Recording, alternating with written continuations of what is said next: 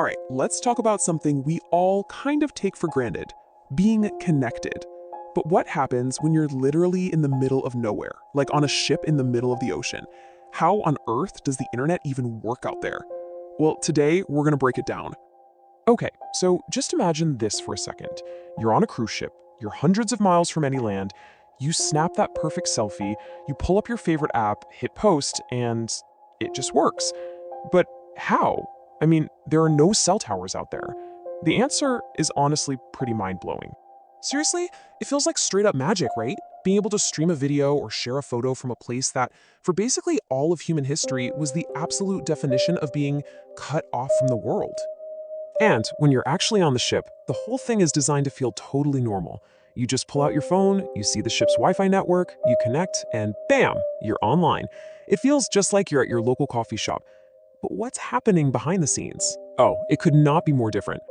Okay, and this is where the real mystery begins. See that Wi-Fi signal you're connected to? That's just a local network, like the one in your house. It has to get its internet from somewhere. But think about it. There are no cables running across the ocean floor to the ship, and you're way, way out of range of any cell tower. So, what's the secret? So, to really get the solution, we first have to understand the problem. Why is your normal phone connection just completely useless out at sea? And this really puts it into perspective. Here on land, we're surrounded by this incredible invisible network. You've got cell towers everywhere, fiber optic cables buried underground, all carrying data at the speed of light. But out at sea, it's a total blank slate. There's just nothing. Your phone signal doesn't stand a chance of bridging that huge, empty gap. So if the internet isn't coming from the land, and it's not coming from the bottom of the ocean, there's really only one place left to look, right? You gotta look up. You guessed it, satellites. The hero of our story is pure science fiction level tech. We're talking about satellites orbiting thousands and thousands of miles above our heads, beaming an internet connection down to this tiny little moving dot in the vastness of the ocean. So here's how it works in a nutshell. The ship is basically a giant floating antenna. You've probably seen those big white dome-looking things on the top deck, right? Well, inside is a super powerful antenna that has to stay perfectly locked on to a satellite in orbit, even while the ship is rocking and rolling on the waves. Okay, now here's something a lot of people get mixed up. The Wi-Fi you connect to on your phone isn't the satellite connection itself. They're two different things. Let's actually trace the crazy journey your data takes. All right, check out this path. When you go to post that selfie, your phone first connects to a regular old Wi-Fi router somewhere on the ship. Then, your data gets bundled up with everyone else's and sent to that big antenna on the top deck. From there, it's beamed up into space to a satellite. That satellite then turns around and beams the signal back down to a station on the ground, and that's what's actually connected to the internet. It's this insane round trip that happens in less than a second. So, that's the big takeaway here. Think of the ship's Wi-Fi as just a local network, like the one in an office. The satellite link? That's like the one giant invisible extension cord that plugs the entire office into the rest of the world. Now, as you can probably guess, having your own private data connection to space isn't exactly cheap. And that brings us to the reality of what it's actually like to use the internet out there.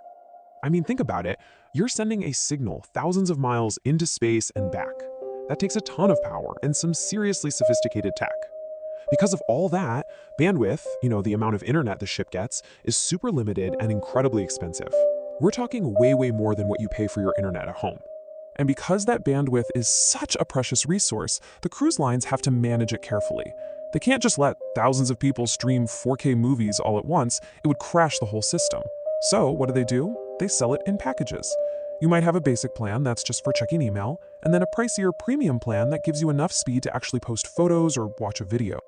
And it's not just about us on vacation. For the crew members who live on these ships for months, even years at a time, this internet connection is everything. It's their one and only link to their families back home. It's an absolutely vital lifeline. But here's the thing. The Wi-Fi for passengers is only part of the picture. In fact, it's not even the most important internet connection on the ship. There's a whole other network running in parallel, one that's way more critical. And this is so important. Every single modern ship has a second, totally independent satellite system that is used only for running the ship. This is for things like navigation, getting critical weather data, safety communications, and emergency calls. And to make sure it's 100% reliable and secure, it is completely walled off from the passenger Wi-Fi. The two systems never ever touch. So, there you have it. We've basically solved the problem of connectivity on the oceans. You can be in the middle of the Pacific and video call a friend in London. It's amazing. And it really makes you think, if we can do this, what's next? What's the next great communication barrier we're going to break down? Where's the next impossible place we'll bring online? Pretty cool stuff to think about.